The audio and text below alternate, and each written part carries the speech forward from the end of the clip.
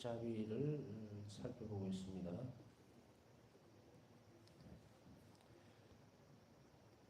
인간 창조에서 하는 자비를 살펴보면 우리가 우리 자신에 대한 부분들을 알아낼 수가 있어요. 나는 누구인가에 대한 정확한 답변을 우리 스스로 할 줄 알아야 됩니다.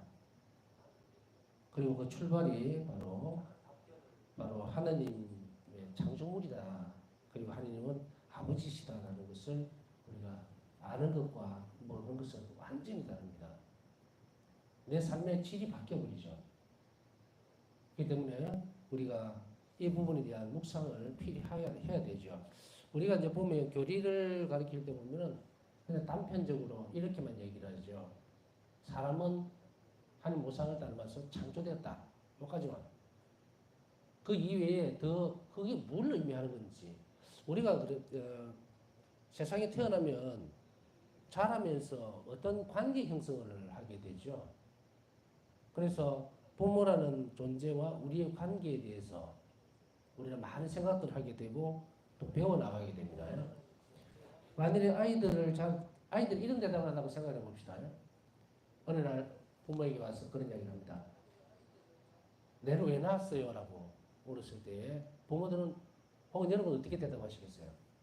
물론 여기에는 뭐 자녀를 낳지 않았던 분들은 상관이 없고요. 부모의 입장에 있는 분들은 한번 생각해 보세요.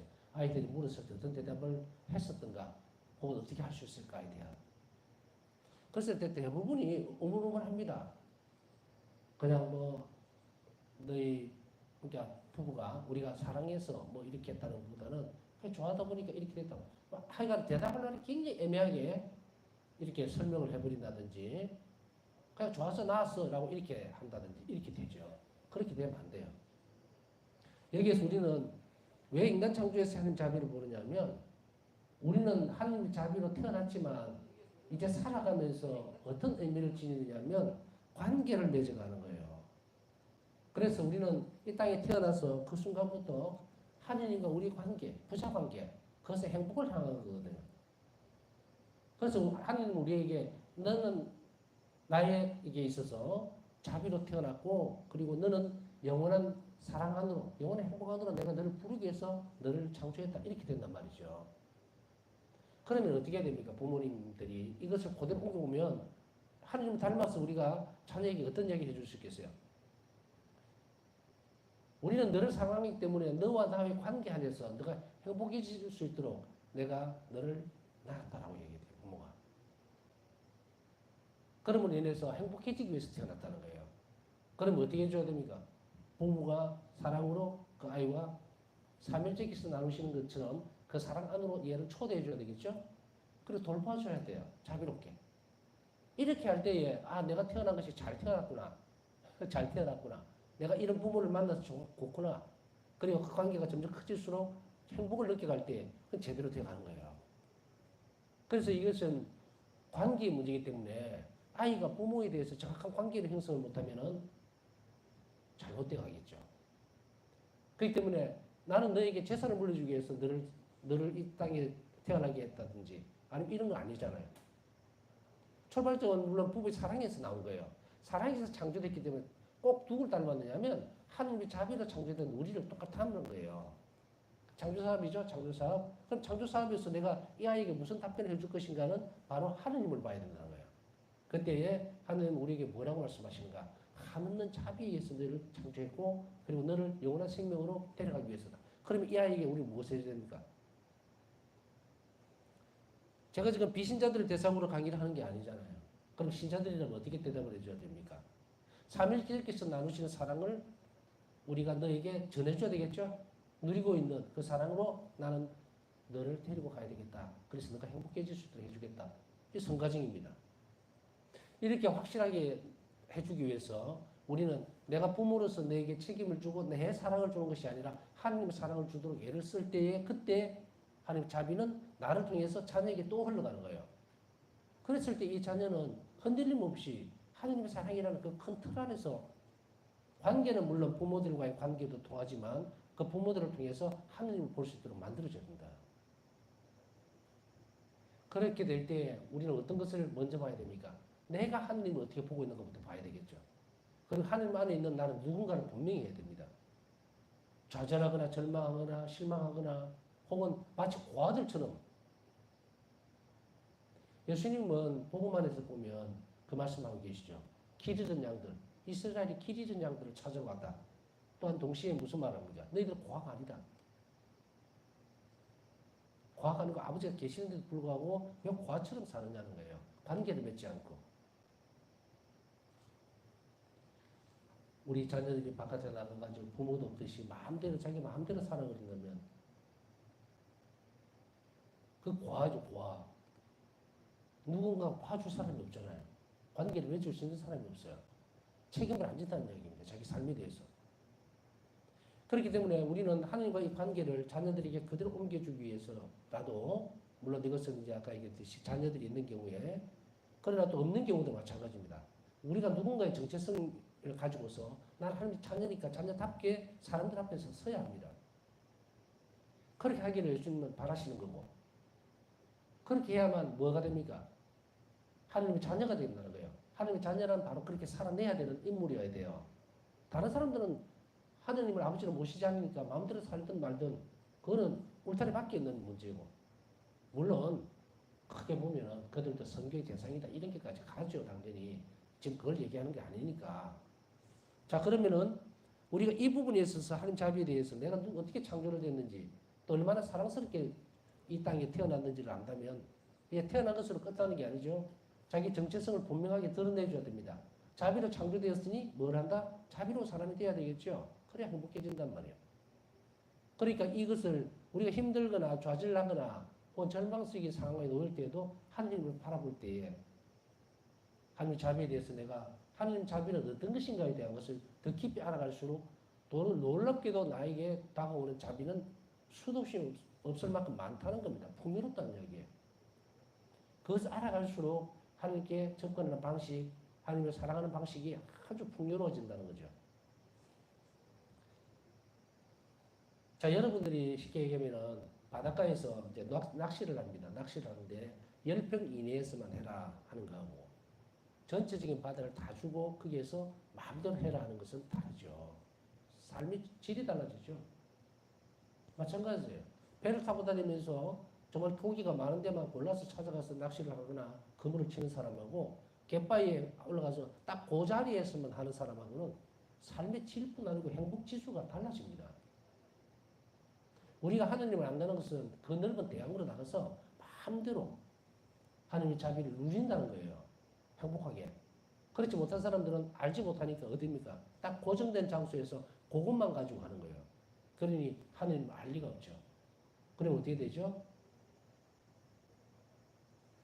놓여져 있는 조건이 작다 보니까 당연히 축소될 수밖에 없어요. 그래서 불행한 거예요. 이런 부분들을 우리가 살피고 있는 것 중에서 우리는 인간 창조에서 우리는 양자가 아니다. 양자로서의 삶을 살아야 된다. 양자는 하나님께서 예수님에 의해서 우리가 양자로 불렸죠. 양자로 불렸다면 정말 너무도 복됩니다. 영원한 생명을 나눠받는 상속권이 되는 거예요. 상속자가 됐다. 이제 우리는 하느님 앞에서 상속자예요. 물려받아야 돼요. 무엇을 물려받을까 하는 그것도 모르면서 살아낸다면 우리 기쁨은 어디 있으며 바람은 어디 있을까요? 없죠. 얼마나 정말 예수님은 우리에게 아버지께서 마련해 놓으신 것이 얼마나 엄청난 것인지를 안다면 우리 이렇게 안 산다 이거예요. 뭐 정말 악을 선택한다든지 악에 빠져가고 있다든지 세상적인 것에 빠질 수가 없다는 거예요. 그건 무슨 이야기일까? 아버지께서 나를 위해서 마련해 놓은 엄청난 이 상속 그것을 알아내고 찾아내야 돼요. 그걸 누려야 된다는 얘기죠. 이것까지 우리가 살펴봤고 그 다음에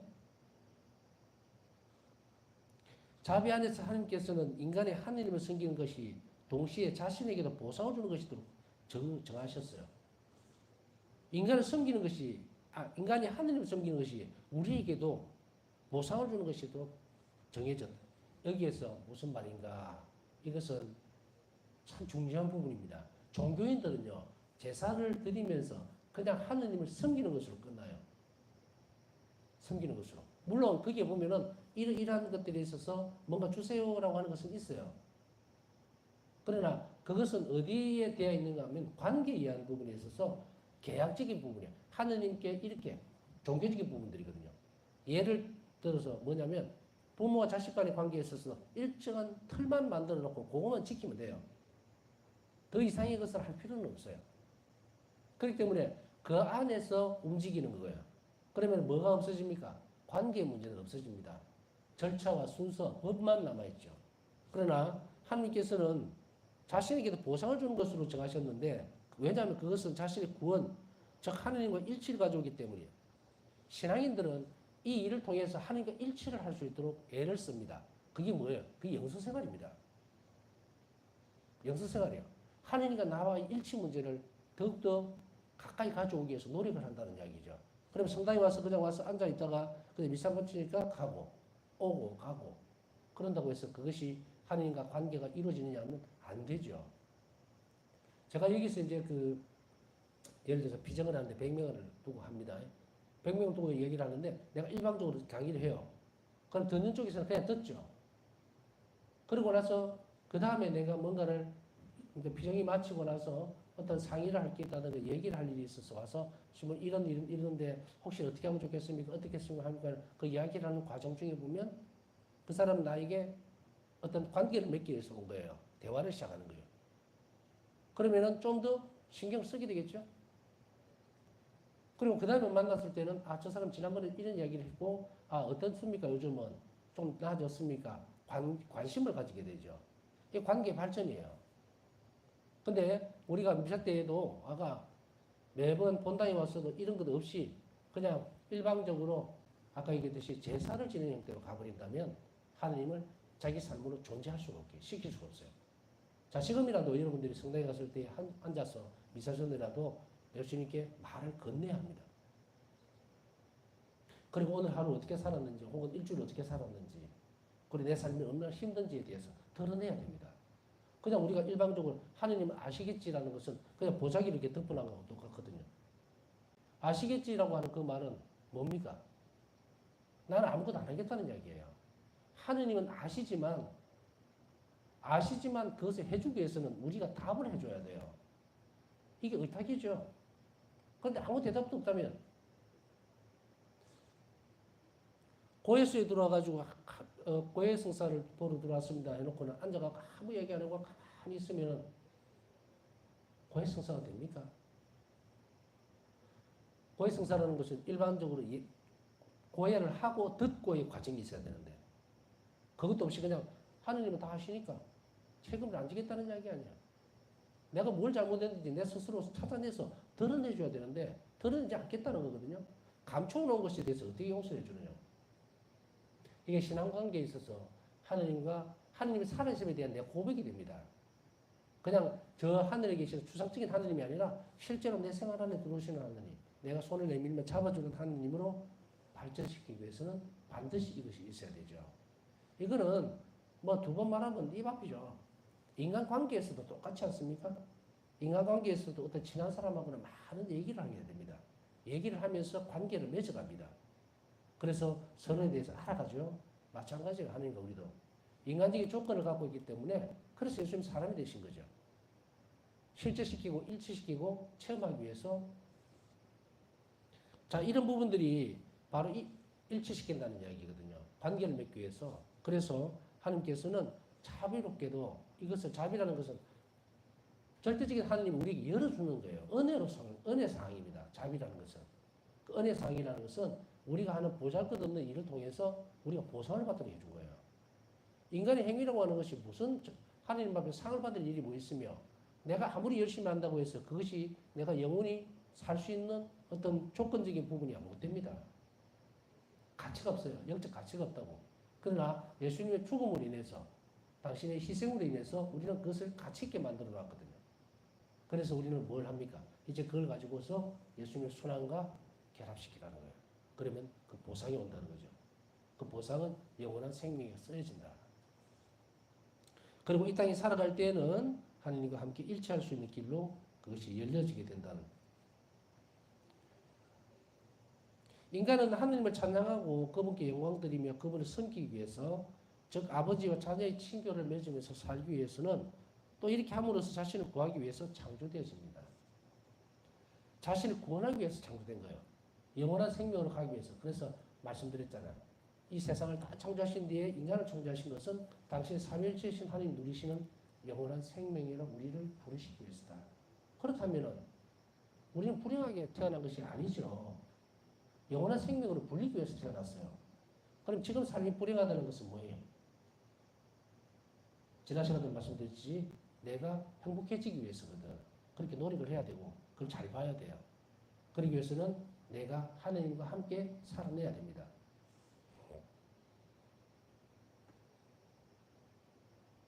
일기 1576번 네, 이렇게 말씀하고 계시죠. 그 앞전에 그러므로 하나님을 흠숭하며 그분을 충실히 섬길 때 역시 자신을 위해서 일하는 것이다. 하나님을 열심히 흠숭하고 숨긴다는 그 과정 안에는 하나님께서 존재하도록 만들기 때문에 뭐다? 내 자신을 위해서도 일하는 것이 됩니다. 그러니까 우리가 봉사를 한다든지 아니면 어떤 일들을 할 때에 자신을 내세울 필요가 전혀 없습니다. 그렇게 되어 있는 거예요. 내가 저 사람을 위해서 기도 열심히 한다면 나도 그 기도의 대가를 받게 돼요. 이미 계산은 끝났는데 자랑할 일이 없죠. 자비를 베풀기 위해서 베푸는 목적은 자비를 잊기 위해서입니다. 그렇게 만들어 놓으신 거예요. 하나님께서 일방적으로 자비를 그냥 부어줄 수도 있지만 그 자비를 받아들이는 그릇은 의탁의 그릇이라는 것은 어디로 흘러가야 되냐면 네가 받았으니 다른 사람에게도 자비로워져야 된다는 조건이 붙어 있단 말이죠. 그러니까 우리가 뭔가 일을 하면서도 뭐 어색되거나 아니면 이것이 뭐라노 자신의 어떤 공직이 되거나 공로가 되거나 그런 식으로 생각할 필요가 없어요. 이미 계산 다 끝난 거라. 그런데 그것에 대해서 더 많은 것을 요구한다는 것은 뭐다? 그 깨진 하나님과 나의 보상관계를 깨버리는 거예요. 세상에서 다 얻었으니 이제 영적인 그 자산, 그 선물, 그것은 주실 수가 없죠. 양쪽에서 주지를 못합니다. 그래서 세상적인 것과 보상과 하나님의 영적인 보상을 영원한 생명과 따라오는 생명에 따라오는 그 영적 보상은 동시에 양립이 안 돼요. 그렇기 때문에 우리는 예수님께서 복음에서 뭐라고 말씀하고 계시죠? 기도할 때도 골방에 가서 보이지 않는 네 아버지께 기도하라는 거예요. 그래야만 그것이 값지고 가장 가치 있는 것이 된다. 그러면서도 바리사이파 사람들이나 율법학자들을 빗대서 말씀하시죠. 그들은 성구감을 크게 만들어 매달고 다니면서 나는 열심히 기도를 한다. 나는 하나님을 충실히 섬긴다라고 하지만 너희는 그들을 따라가지 마라. 행실을 본받지 마라. 그 말이 이 말이에요. 잘못 우리가 세상 살아가면서 이것을 선택해버리면 열심히 기도하고도 보상 하나도 못 받는 경우가 생기는 경우가 이런 경우입니다. 그렇기 때문에 우리는 교회를 사랑하기 때문에 교회 봉사하는 것이고 또 교회는 섬기는 교회이기 때문에 왜 섬기는 교회가 라고 합니까? 섬김을 받기 위해서 그리스도께서 오시지 않았어요. 섬기러 온 거예요.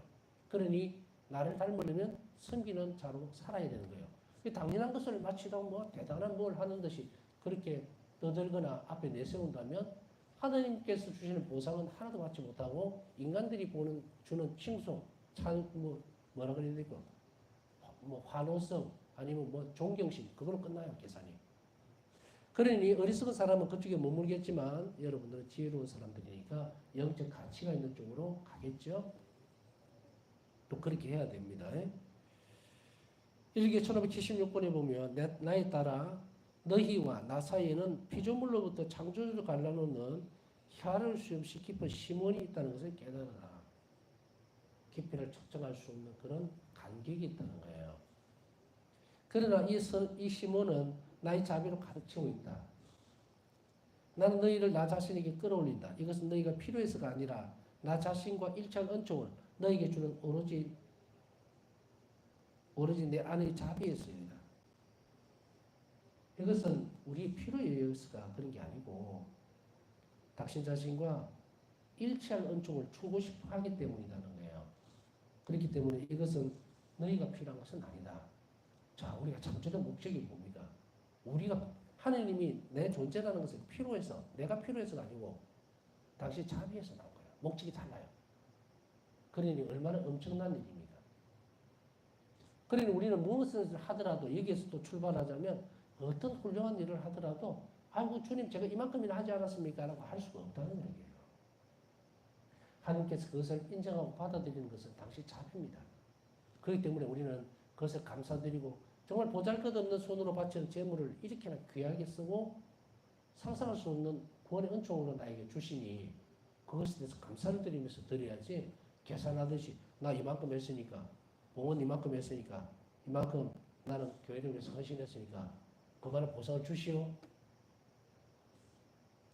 그래서 예수님이 난 그거 필요 없는데 다 가져가라. 그럼 네 혼자 살아봐. 나 없이. 이렇게 되면 어떡할 거야?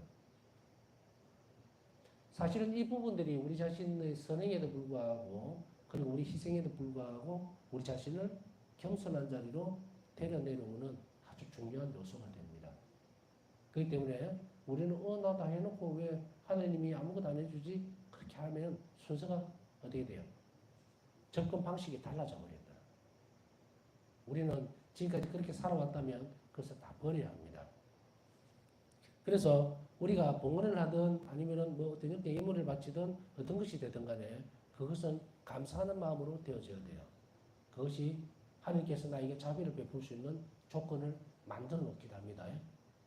그렇기 때문에 당연히 빈 바구니에 들어가서 주시오. 내가 이만큼 했지 않느냐라고 하는 것이 아니고 저는 아무것도 없습니다. 그러니 저에게 주셔야 합니다. 저는 당신께 의탁합니다. 예수님께서 하나님은 자비로운 분이라는 것을 내가 압니다. 그러니 제 처지를 불쌍하게 여겨주십시오라고 저는 아무것도 드릴 것이 없습니다라고 낮은 자리로 내려와야 돼요. 겸손하지요. 그리고 그 말을 들을 때에 그때에 뭡니까? 겸손은 은총을 불러내립니다. 자비 은총은 겸손한 영혼들에게 흘러요. 높은 데서 낮은 데로. 그렇기 때문에 이것을 세말 때도 잘해야죠. 우리가 여기에서 보면은 미사 때도 보잘것없는 인간의 노력으로 만들어진 빵과 포도주죠. 그것을 드리는 이유는 이것을 하나님께서 한없이 영원한 생명의 양식으로 바꿔주시며 우리 감사를 드리는 거예요. 인간이 뭐 빵을 갖다 놓든 뭘 하든 아무 소용이 없어요. 하나님께는 그 필요가 없잖아요. 그럼에도 불구하고 우리를 구원하시기 위해서 그것을 받아들이시고 거룩하게 만들어주는 것에 대해서 우리는 감사 찬미를 드립니다라는 거예요. 우리 기도라든지 우리 삶이 이렇게 간다면 바로 이야기했던 이 부분 1차 은총을 줄 수 있다. 그래서 그것을 건강으로 해서 결국 추구하는 것은 뭐냐면 하나님과의 일치라는 이야기입니다. 1743번에 보면요. 일기 하느님 당신께서는 황송하옵게도 당신의 자비로 인간을 무에서 유로 불러주셨으며 관대하옵게도 그들에게 자연과 은총을 주셨습니다. 당신의 영원한 행복에 저희가 들어가도록 하시며 당신의 내적 생명을 나누어 주십니다. 행복하시기 위해서 저희가 전혀 필요하지 않으시나 오 주님 당신 자신의 행복을 저희와 함께 나누시기를 원했습니다. 내적 생명을 나누어 주십니다. 이건 영원한 생명이죠. 그렇기 때문에 우리는 영원한 행복에 들어갈 수 있도록 내적 생명을 나누어 주시는 것은 바로 당신의 자비입니다. 그래서 그것에 의해서 우리 자신들은 한 발 한 발 하나님께로 갈 수 있고 영원한 구원에 참여할 수 있다는 것을 우리는 분명하게 잘 알아들을 필요가 있습니다. 자, 그 다음에 4장 구원사업에서의 하나님 자비. 뭐 1장, 2장, 3장 이런 것을 제가 이렇게 그 자료를 만들어 놓은 강의록에서 붙인 제목이니까 그렇게 그냥 들으시면 돼요. 자, 구원사업에서 하나님의 자비는 어떤 식으로 드러나고 있는가? 우리 복음을 통해서라든지 아니면은 교회 안에서의 어떤 많은 부분들이죠. 전해주는 그런 부분들, 전성들 이걸 통해서 우리가 잘 살펴볼 수 있는데 복음에서 예수님 공생활 자체를 자비로 보느냐 아니면 그냥 활동적인 부분으로 보느냐에 따라서 풍요로움의 정체가 다 달라집니다. 우리가 하나님의 어떤 부분에 있어서 큰 원천을 보고서 흐름을 보면 이것이 굉장히 폭이 넓어지는데 하나님 자비 원천을 보지 않고 이걸 보게 되면 그냥 오늘 눈먼 소경을 고치셨구나 하나의 치유로 끝나버려요. 그러니까 좋은 일로 끝나버린다. 하나님께서 선하신 일을 하셨구나 라고만 얘기를 하죠. 그러나 그에게 주고 있는 그 인간의 변화 자비라고 하는 것을 나는 그 원천 안에서 이걸 들여다보면 이 사람에게 일어난 놀라운 일들을 볼 수가 있다는 거예요. 그래서 단순하게 치유로 끝나는 것이 아니고 우리가 그냥 선한 일이다, 치유사가다 이렇게만 보면 일을 그렇게만 볼 수 있지만 하나님께서 그 일을 하시기 위해서 원천을 본다는 거예요. 그 나병 환자를 낫아주기 위해서 예수님은 십자가상의 죽음을 단품을 한 거예요. 그 사람을 자비롭게 하기 위해서, 그 사람을 나서주기 위해서 사랑을 준다 그러면은 그에게 있어서 좋은 일, 선한 일만 하면 됩니다. 그러나 그 선하신 일이 아니라 그것을 선한 일은 바로 하나님 속성 가운데서 작은 부분이에요. 자비에 비하면. 그러면 그 사람에게 어떤 좋은 일을 했구나라는 것이 단지 아픈 사람을 나서줬구나 하는 것이 아니고 이 사람이 영원히 살 수 있도록까지 만들어 놓는 변화를 가져오게 만드는 것은 하나님의 자비예요. 그렇기 때문에 거기에서는 근본적으로 무엇을 해결해 줘 버리느냐? 죄까지 용서해 줘 버리죠. 그렇게 해서 현실적으로는 세상을 살아가는 데 있어서 이제 병이 나았으니 일반인들과 같이 동등하게 살아갈 수 있지만 죄를 용서해 줌으로 인해서 다시 사회의 일원으로서 받아들이는 것보다 아니고 동시에 그 안에서 하나님을 향할 수 있도록 만들어 놓는 거예요. 그래서 이 부분들에 있어서 살펴볼 때 우리는 구원사업에서 하나님의 자비를 우리가 조밀하게 잘 살펴볼 필요가 있죠. 그렇게 본다면 단지 이것이 뭐 마귀를 몰아냈다, 아니면 사람을 치유하셨다, 육적인 치유를 하셨다, 뭐 나병 환자를 치유하셨다, 그거보다 훨씬 큰 하나님의 자비의 손길을 우리가 볼 수 있어야 됩니다. 인간의 배반, 위대한 유산, 자연과 은총입니다. 우리 태어나면서부터 어마어마한 자연들을 우리가 선물로 받은 거예요. 한번 이렇게 들여다본다면 이 지구라는 것이 이 자연 상태죠, 그죠? 그걸 그냥 태어나면서 우리가 공짜로 받은 거예요.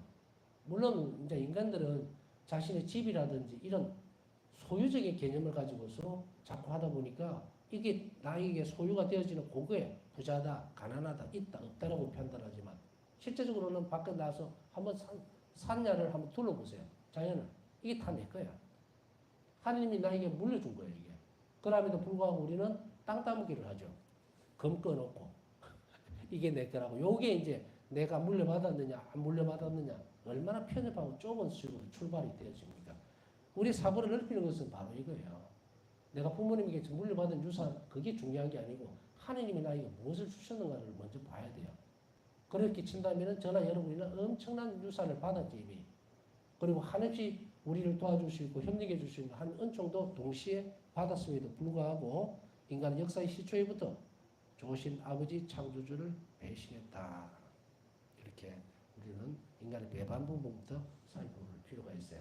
죄의 역사를 알아야 내가 그것에 왜 이렇게 되었는지 아니면 또 앞으로 내가 죄를 짓지 말아야 되겠다는 것을 분명하게 할 수 있기 때문에 바로 인간의 배반 부분도 한번 구원사업에서 살펴봐야만 됩니다. 반드시 봐야 돼요. 죄의 역사에 대해서. 그래야만 죄가 없으면 구원이라는 것이 필요가 없잖아요. 구원이라는 것은 죄에서 벗어나게 만들고 영원한 생명에 참여시키는 건데 그렇기 때문에 이것이 어떻게 이루어진 것인지를 분명히 하고 내 자신도 그 상황에 놓여졌을 때 그 일을 하지 말아야 되겠다라는 것을 분명히 인식할 필요가 있습니다. 오늘도 기도 청하신 분들이 있습니다. 자비를 입을 수 있도록 함께 이 시간에 기도해 주시기 바랍니다.